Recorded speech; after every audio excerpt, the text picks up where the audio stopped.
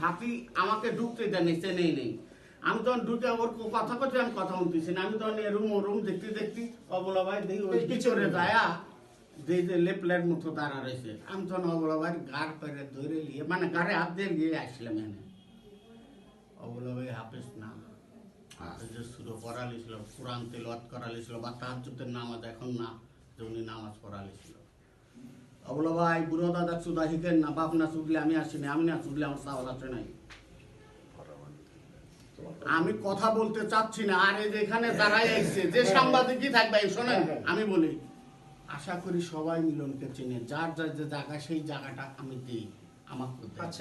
আমাকে দেয় ভাই, চুনখা গাল বুঝতে দই দিয়ে ভয় করতেছে, ভয় করে লাভ নাই, গাল তো পুড়িয়ে গেছে। আচ্ছা, গাল পুড়িয়ে গেছে ভাই, সেটা কথা তো আমার কথা শুনবেন।